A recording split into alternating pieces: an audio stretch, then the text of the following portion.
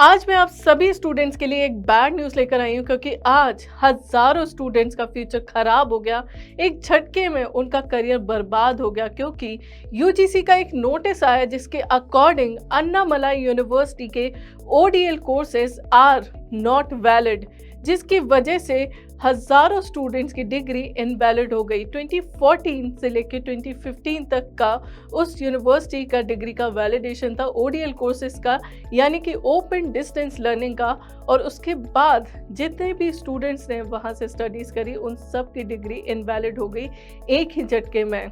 इसीलिए मैं आपको हर बार कहती हूँ और मैं आपको बार बार कहती हूँ कि यूनिवर्सिटी के अप्रूवल्स देखें, उसके सभी फैक्टर्स को देखें, उसके बाद ही उस यूनिवर्सिटी को सिलेक्ट करें।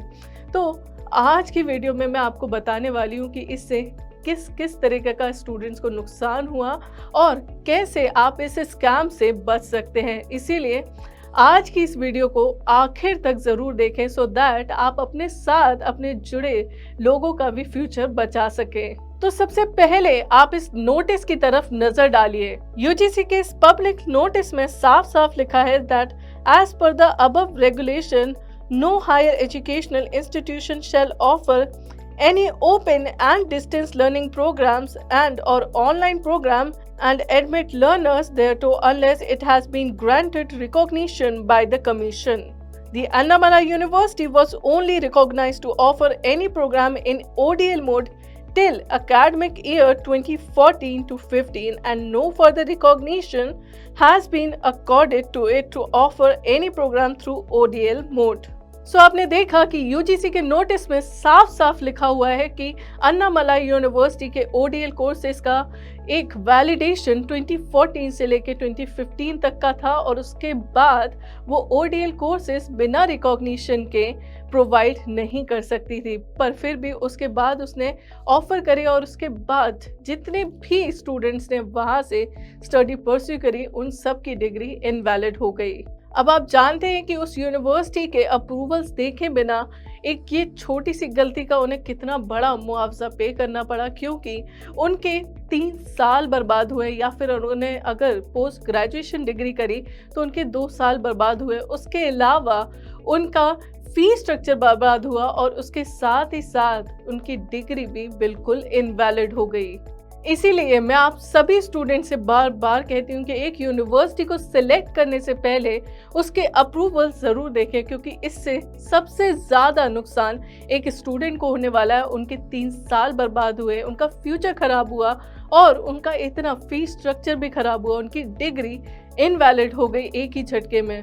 और यूनिवर्सिटी का आप देखिए ज़्यादा से ज़्यादा क्या नुकसान होगा, उसके जो डायरेक्टर होंगे उसे सस्पेंड कर दिया जाएगा, बट आपका फ्यूचर खराब हो जाएगा। पूरे आपके साल, आपके फी स्ट्रक्चर, आपकी एक डिग्री बिल्कुल इनवैलिड हो जाएगी। आप जानते हैं कि इसका रूट कॉज क्या है? ये इतने जो स्कैम हो रहे हैं वो किस वजह से हो रहे हैं? क्योंकि हमें ज़्यादा अवेयरनेस नहीं है, हमें पता नहीं है कि एक यूनिवर्सिटी को कैसे सिलेक्ट करना है। और इसीलिए मैं आपको हमेशा अवेयर करती जाती हूँ कि आप यूनिवर्सिटी को उनके फैक्टर्स को देख के ही सिलेक्ट करें।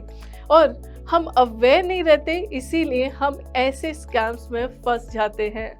और फ्यूचर में ऐसे इतने बड़े स्कैम से बचने के लिए सबसे बड़ा सोल्यूशन ये है कि आप चीज़ों को अच्छे से देखें। आप देखें जो नए नोटिसेस आ रहे हैं, नए चेंजेस आ रहे हैं एजुकेशन सिस्टम में। आप यूट्यूब पे भी जाके लेटेस्ट न्यूज़ देख सकते हैं या फिर आप यूजीसी की वेबसाइट पर जाके भी एजुकेशन से रिलेटेड सभी लेटेस्ट जो नोटिसेस आते हैं, जो भी गाइडलाइंस आती है, उन्हें ध्यान से पढ़िए और उसके बाद ही आप यूनिवर्सिटी को सिलेक्ट करिए। इसके अलावा यूजीसी पे आपको सभी फेक यूनिवर्सिटीज़ की लिस्ट भी मिल जाएगी और आपको मेरे चैनल पे भी फेक यूनिवर्सिटी की एक पूरी वीडियो मिल जाएगी डिटेल में, सो दैट कि आप इस ट्रैप में फंसे ना।